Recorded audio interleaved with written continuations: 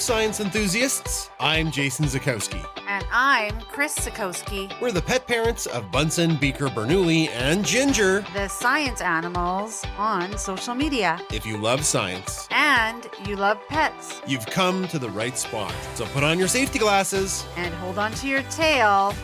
This is the Science Podcast. Hello, everybody, and welcome back to the Science Podcast. This is episode 2 of season 7. A little Bunsen update before we get to the main show. As mentioned in Pet Chat, he had an MRI which showed a bulging disc or a slipped disc in his spine, kind of like in between his shoulder blades. So he's on very strict rest for a while. He's a good candidate for surgery. The hope is with rest, he won't need it. So he's been kind of sequestered in our front room to limit where he can move in the day. It's been really adorable, but Ginger, our cat, she's been spending the entire day with Bunsen, in and around his pen, or she actually hops into his pen, like parkouring around to get inside, and she just is with him. They don't really interact. They don't play. She just sleeps in his pen, sleeps by the crate just to be with him. It's really sweet. On the Science Podcast this week in science news, there's an asteroid heading towards the Earth. It's asteroid 2024 YR4. So Chris and I are going to break down that whole development. And in pet science, it's a rather heartbreaking topic, but there's some really good news that came out from this study. It was more of a study into an intervention technique for children that may harm animals and how to curb that. Okay, on with the show. There's no time like science time. This week in science news, Chris, what are you doing in 2032? I'm really hoping that I'm avoiding being hit by an asteroid. What are you doing in 2032? I don't know. How many years is that from now? 8 years? Oh, I'm going to be so old in 2032. That's so far away. It's hard to think of. But yes, I'm also hoping I'm not going to get smoked by an asteroid. So this news item has been making the rounds on the web, right? I was actually going to cover this last year, like at the end of the year in December 2024, because there was a very slim possibility that this asteroid that was found by astronomers would be on a collision course with Earth. But the chance of it hitting the Earth was effectively zero. Now, the spooky thing is that I swear every day or every week, the chances of it hitting the Earth has gone up. Right now, it's 1 in 43 odds. I've heard some circles calling it a 2.5% chance. Not 1 month ago, it was as low as a 1% chance. And as I said last year, in December, it was below a 1% chance. This has got NASA so spooked that the James Webb Space Telescope has been granted emergency use to study the asteroid. Absolutely. And this is big news because they have basically timed their observations to the minute, and every resource that they're looking at is allocated to a certain amount, and they only have a few extra designations that can meet that criteria. So the James Webb Space Telescope will be observing the asteroid twice in the upcoming months, in March and May 2025. Now, the main reason why is they want to get a handle on two things. The first and most important is the actual size of the asteroid, because estimations have been done up to this time. It's estimated to be about 55 meters across. That's 180 feet, roughly the size of the Leaning Tower of Pisa. Now, if that hit the Earth, it wouldn't kill us all, right? This is not big enough for a mass extinction, but it would cause regional devastation. It would ruin somebody's day, not somebody's day, like a good portion of a country's day if it hit. Like the Tunguska impactor, which happened in 1908, roughly the same size, and it flattened 80 million trees. And the other reason is they want to see if it's really on a collision course with Earth. Because the actual size may be larger because we can only test it based on the ground-based observation. And that is definitely affected by our atmosphere. And what's the asteroid's actual size could be what, Chris? Which this is the spooky part. It is. It could be anywhere between 40 meters or 130 feet and 90 meters, which is 295 feet in diameter. So this is where the importance of the James Webb Space Telescope comes in and the observations that it can do outside of our atmosphere. Now, we shouldn't freak anybody out. Even if it had a 100% chance of hitting the Earth, I actually, before you were part of the team last year, I covered NASA's DART program. Do you remember me talking about DART? I do remember you talking about DART. Yeah, so DART stands for Double Asteroid Redirection Test. And DART was a kamikaze suicide probe that NASA sent as fast as it could at the asteroid Dimorphos. The probe was about the size of a refrigerator. And it had one purpose and one purpose only, and that was to kamikaze into Dimorphos and attempt to boop it off its current path. NASA was successful. DART smoked the asteroid and moved it ever so slightly that in the big scheme and the scale of the universe, if it was on the collision course with Earth, it would miss by hundreds of thousands of kilometers. That's pretty sweet, actually. Yeah. There's a good quote I read somewhere that it is expensive to have all this space stuff, but the dinosaurs spent $0 on space research, and it didn't really work out for them in the long run. You're suggesting we invest more in space exploration? I don't think we need to call Bruce Willis and a ragtag group of oil riggers. We just need to know if it's going to hit the Earth and send a little refrigerator-sized probe to boop it. Okay, I can agree with that. So James Webb, the Space Telescope, is going to use infrared instruments to measure the asteroid's heat. It is hoped that that will provide a more accurate size determination by measuring that emitted heat. Okay, rather than the reflected light that our ground-based observation is using now. And the James Webb Space Telescope will give a better understanding of the surface composition, which that's cool to know what's coming at you, knowing what's on the surface of it. And that will help refine the impact probability and potential risk assessment. Knowing what's coming at you, I think, is as important as knowing what size it is, the composition and the size. Do you remember the summer both Armageddon and then Deep Impact came out? Jason, those aren't necessarily movies that I really love to see, but I think I saw both of them with you. Yeah, I love me a good space disaster movie. And it was just so wild that to be fair, Deep Impact was about a comet and the other Armageddon was about an asteroid. Very different movies in tone, but yeah, both resorted to tending a spaceship at it and nuking it.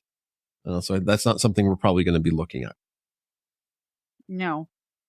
So I talked about earlier that there's going to be 2 observations, one in March 2025, and that is going to happen when the asteroid is at its peak brightness. And then in May 2025, that's going to be the second observation, and that's going to show the asteroid moving farther from the sun. And actually, those are the last 2 chances to observe the 2024 YR4, which is what this is called, until its next close approach in 2028. So hopefully they get a good long look at it. So if we find out it's going to hit us in 2028, we still have 4 years to plan. Do a DART. That's right. Send DART at it. I love that they called it a DART. Isn't that what Canadian slang is for a cigarette? Yeah, it is actually. There you go. We get a little Canadian slang if you're listening. That's science news for this week. This week in pet science, we have an article from AnthroZoo's journal that was published on February 3rd.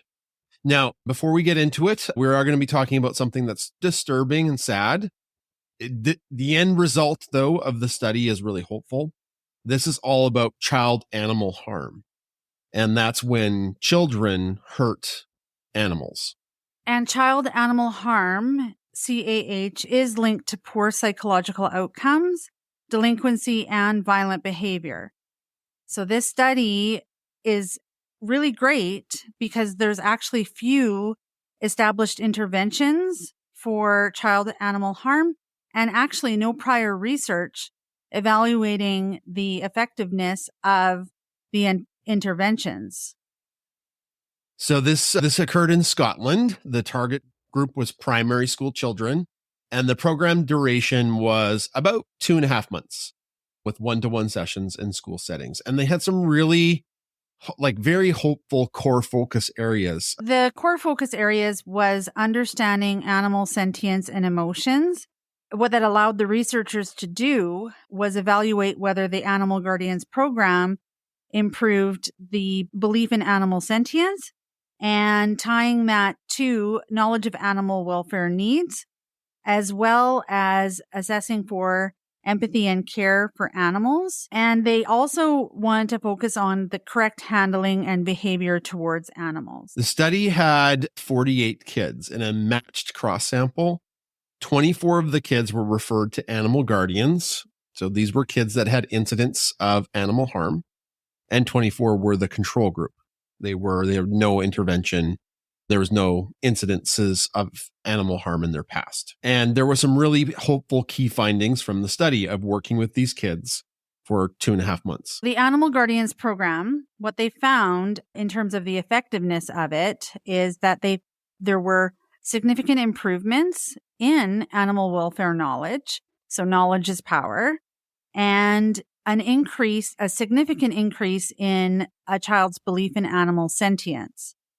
They also noted positive behavior towards animals, as well as cognitive and behavioral empathy expressed. They also looked and broke down the data with gender, age, and severity of harm. That means like the kids that were referred to them based on how much they hurt the animals. Hard to talk about, but good news. There were no gender differences, so the program was equally effective for boys and girls. And the youngest children showed the greatest improvement than older children. But older children generally started with more of this knowledge than the younger kids did. And the program was effective across all the levels of the severity of harm. So low, medium, and high risk kids, ones that did the most harm to animals or were thought to be at risk to do the most harm, to the ones that were the lowest. This is a small sample size and it's a self-reported behavior. There is biases, and when you have a limited sample size, of course, your data might be skewed a bit. We can conclude that Animal Guardians is an effective intervention for reducing behavioral risks associated with hurting animals. So education is power. It's really hard to think about kids hurting animals, but I love the fact that there are intervention programs like this out there, and the data seems to support, as you and I know, Chris, that when you educate kids, you change behaviors for the future. So this is good news. It is. And there's some next steps that we could also include in assessing long-term effectiveness of programs and basically seeing if, like 5 years down the line, if someone who went through the program still exhibits those behaviors, those positive behaviors towards animals. But then also expand the age range from 3 to 16 years old would be a great start. The child does have to be cognitively aware enough to answer some basic questions, but it's never too late to start. And so even having children up to the age of 16 in a study or part of a program, I think is beneficial. Yeah. And the last thing is, for any new parents out there with like little kids, a lot of little kids, they don't just grow up knowing how to interact with animals. I think of the terrible but funny story of your niece when she was little wanting to see the cats, and she would put on oven mitts so she could see the cats because they did not want to see her. No. Or when Amy had puppies and she's, I'll be nice to the puppy. And she wasn't really that nice to the puppy. So we had to definitely have supervision and teach her how to be nice to the puppies. Yeah. And of course, that really helped. And I mean, your niece is now an absolutely wonderful person with animals. Yes. All right. That's Pet Science for this week. Well, that's it for this week's show. As I mentioned, we're not having an interview every single episode. So it does make the episodes a little shorter. In the future, we'll have another science item that Chris and I will talk about. But I'm presenting this week, so I'm kind of in a time crunch. I have to actually pack my bags right after recording this to get ready to go to Calgary to present at the Calgary Teachers Convention. Very exciting. That aside, thanks for listening, and a special shout out to our top tier patrons on the Paw Pack, Top Dogs. One of the perks of being a top dog is you get your name shouted out by Chris in the podcast. Take it away, Chris. Amelia Fettig, Ree Oda, Carol Hano, Jennifer Challen, Linnea Janik, Karen Cronister, Vicky Otero, Christy Walker, Sarah Bram, Wendy, Diane, Mason and Luke, Helen Chin, Elizabeth Bourgeois, Marianne McNally, Catherine Jordan, Shelley Smith, Laura Stephenson, Tracy Linebaugh, Anne Uchida, Heather Burback, Kelly, Tracy Halbert, Ben Rather, Debbie Anderson, Sandy Breimer, Mary Raider, Bianca Hyde, Andrew Lynn, Brenda Clark, Brianne Hawes, Peggy McKeel, Holly Burge, Kathy Zerker, Susan Wagner, and Liz Button. For science, empathy, and cuteness.